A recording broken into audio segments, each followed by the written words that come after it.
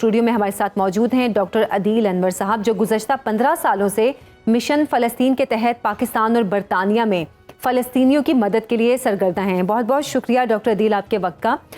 صہیونی بربریت کا نیا فیز جاری ہے، جو کہ ہم نے عید کے روز عید رمضان میں دیکھا کہ رمضان میں شروع ہوا۔ 18 مارچ کے بعد غزہ میں خاص طور پہ عورتوں اور بچوں کو چن چن کر قتل کیا گیا۔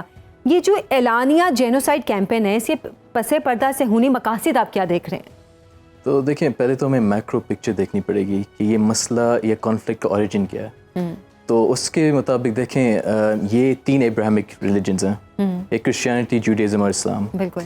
تو اب یہ جو پلے آؤٹ ہو رہا ہے، پہلے موسیٰ علیہ السلام آئے، ٹھیک ہے، تورات کے ساتھ، پھر داؤد علیہ السلام کو ملی جو ہے سام، ٹھیک ہے، جو زبور ہے، اس کے بعد عیسیٰ علیہ السلام آئے جن کو گاسپل ملی، انجیل، پھر حضور صلی اللہ علیہ وسلم قرآن، ٹھیک ہے۔ اب یہ امپلیمنٹ کرنا چاہ رہے ہیں جو جوڈیزم جو مانتے ہیں، انہوں نے نعوذ باللہ عیسیٰ علیہ السلام کو مانا نہیں، ٹھیک ہے، تو وہ اپنے مسیح کا ویٹ کر رہے ہیں۔ بالکل بالکل، ٹھیک ہے۔ تو ہمارے جو کامنالٹیز ہیں ہمارے جوڈیزم میں کہ ہم توحید میں بلیو کرتے ہیں، ڈفرینسز جو ہیں انہوں نے عیسیٰ علیہ السلام کو نہیں مانا، ہم نے عیسیٰ علیہ السلام کو مانا، ٹھیک ہے۔ کرسچینٹیز میں کیا ڈفرینسز ہیں اور کامنالٹیز ہیں کہ کرسچینٹیز بیسکلی بلیو کرتے ہیں ٹرینٹی میں، ٹھیک ہے، اور ہم توحید میں بلیو کرتے ہیں، تو یہ ڈفرینس ہے۔ مگر وہ جو ہے انہوں نے عیسیٰ علیہ السلام کو مانا اور وہ ریٹرن آف جیزس میں مانتے ہیں، ٹھیک ہے، مسلمان بھی مانتے ہیں۔ تو جوڈیزم جو ہے، آپ کہہ لیں اگر آپ آپریٹنگ سسٹم کے بارے میں بات کرتے ہیں تو ونڈوز 95 اس جدید دور میں امپلیمنٹ کرنا چاہ رہا ہے، ٹھیک ہے۔ تو یہ ڈسکریپنسیز ہیں، تو وہ اپنے مسیح کا ویٹ کر رہے ہیں اور ہم عیسیٰ علیہ السلام کا ریٹرن کے ویٹ کر رہے ہیں، بالکل ایسے۔ تو یہ میکرو پکچر ہے۔ اچھا، اب آ جاتے ہیں کہ پولیٹیکل زائنزم موومنٹ کیا ہے۔ تو اینڈ آف 19th سینچری میں ان کا تھا جو آپ کہہ لیں علامہ اقبال، ان کا زائنسٹ موومنٹ کا، اس کا نام تھا تھیوڈور ہرٹزل۔ اچھا، ہرٹزل جو تھا اس کا خواب تھا کہ یہودیوں کی ایک زمین ہونی چاہیے۔ تو اس وقت برٹش جو تھے انہوں نے پرومس کیا تھا یوگینڈا، تو آپ یوگینڈا لے لیں۔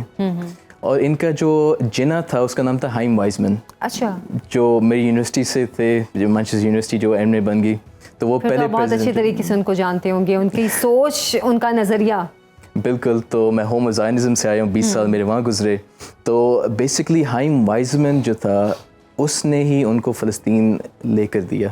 اچھا، ایک بندے کی کوشش تھی، ان میں بھی ایک اختلاف آ گیا تھا۔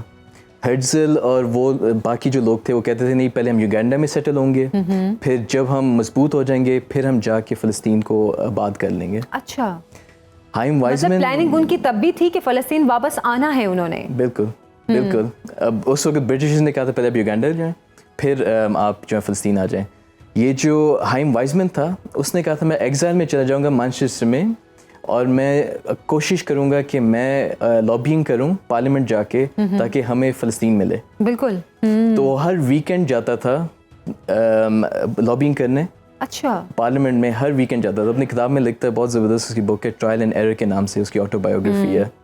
تو میں اسٹرانگلی ریکمینڈ کرتا ہوں جو اسٹڈی کر رہے ہیں کہ وہ بک وہ لازمی پڑھیں۔ اچھا، اس سے کو آپ کو اندازہ ہوتا ہے کہ اللہ جو ہے رب العالمین ہے، رب المسلمین نہیں ہے۔ ان لوگوں نے محنت کی، کوشش کی، تو اللہ نے ان کو زمین دی، اس میں تو کوئی شک نہیں ہے۔ تو اب آپ ارلیئر اور میں سے پوچھ رہی تھی ان میں کوئی کیریکٹرسٹکس کیا تھیں، پازیٹیوز تو ہوں گی جو اتنا اچیو کر پائے ہیں۔ اسے دیکھیں، ہم مسلمان کہتے ہیں یہودی سازش، یہودیوں کی پاپولیشن 15 ملین ہے۔ اس وقت ہم لاہور میں بیٹھے ہیں، لاہور کی پاپولیشن تقریباً 15 ملین ہے، تو کیا یہودی سازش؟ ایک لاہور کی پاپولیشن کے مطابق ان کی پوری اوور آل ان کی پاپولیشن جوش پاپولیشن ہے، اور ہم کہتے ہیں یہودی سازش۔ ہم لاہور کو ہی ٹھیک کر لیں۔ بالکل ٹھیک ہے آپ نے۔ اچھا، ابھی اس ایشو پر، غزہ ایشو پر، اگر ہم ہیومن رائٹس آرگنائزیشنز کی بات کریں، آپ بھی ایک آرگنائزیشن چلا رہے ہیں، جو ہیومن رائٹس آرگنائزیشن تھی وہ خاموش رہیں موسٹلی۔ جو بڑی بڑی آرگنائزیشن ہیں، بے شک یو این کی جانب سے مذمتی بیان آئے یا انسانی حقوق کا جو کمیشن تھا اس کی طرف سے بھی آئے، لیکن وہ کر کچھ نہیں سکیں۔ ایک تو ان آرگنائزیشنز کے بننے پر یہ سوالیہ نشان ہے، اور سیکنڈ آپ سے میں یہ جاننا چاہوں گی جو آپ کی آرگنائزیشن ہے وہ غزہ میں کس طرح کام کر رہی ہے؟ اچھا، تو ہمارے نا 4 موڈ آف آپریشنز ہیں۔ اب دیکھیں، جو لاکھوں میں لوگ نکل رہے ہیں یورپ میں، یہ ایک پروسیس تھا۔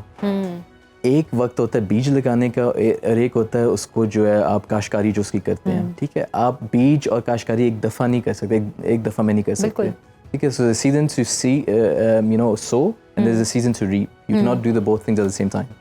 اب مسئلہ پاکستان کا کیا ہے، ہم نے بیج لگائے نہیں ہے مگر ہم ایکسپیکٹ کر رہے ہیں کہ لاکھوں میں لوگ نکل آئیں گے، اب جو میں نے آپ سے جو بات شروع کی تھی اس سیگمنٹ میں جو تھا یہ میکرو پکچر دینا جو ریلیجیس ڈفرینسز ہیں اکثر لوگوں کو یہ بھی نہیں پتہ.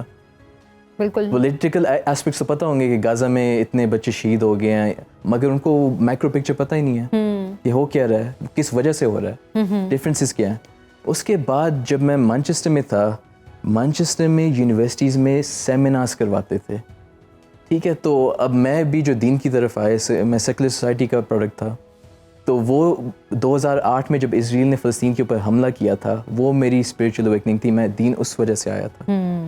اب وہ رزلٹ کیا تھا کہ بیسکلی جب میں اپنے کمرے میں گیا, BBC آن کیا, میں نے دیکھا کہ مائیں بہنیں بچے مر رہے ہیں اور سارے مسلمان چپ ہیں.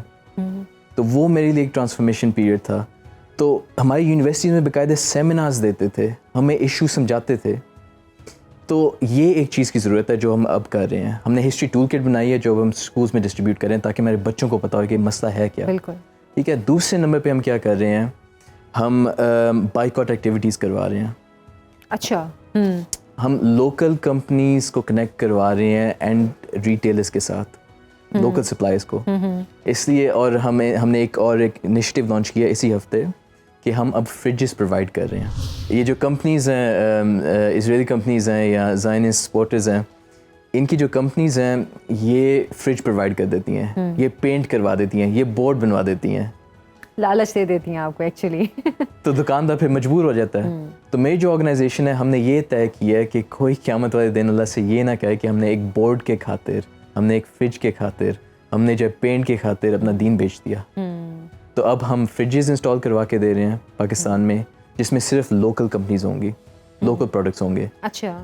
تو یہ ہم نے فریج لانچ کیا ہے. اس کے بعد کسی کو بورڈ چاہیے یا کسی نے پینٹ کروانا ہے وہ ہم کروا کے دیں گے, مگر ہماری کنڈیشن کیا ہوگی کہ آپ نے لوکل پروڈکٹس رکھنے ہیں. اچھا, یہاں پر لیکن ایک سوال اور بھی بنتا ہے کہ اگر جیسے کہ ابھی آپ ایک کمپنی کی بات کر رہے تھے, کمپنی کا ٹیگ وہ ہے جو کہ جیوز کا ہے, لیکن وہ جس ملک میں چل رہا ہے وہاں پر اس کے جو جس نے پرچیز کیا ہے ایک وہ آنر ہے, اس کے نیچے جو انڈر جو کام کر رہے ہیں لوگ وہ اس کمپنی میں کام کر رہے ہیں.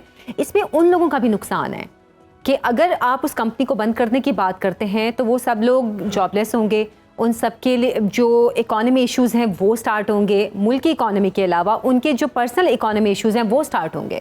تو اس کے لیے پھر کیا حل ہو؟ دیکھیں اسے ہم 3 چیزیں کہتے ہیں, ہم صرف بائیکاٹ نہیں کہتے, ہم کہتے ہیں بائیکاٹ, بلڈ, پھر بینکرپٹ. جو درمیان والی چیز ہے بلڈ, کہ آپ نے کمپنیز بنانی ہیں تاکہ لوگ جو ہیں وہاں آ سکیں. ٹھیک ہے.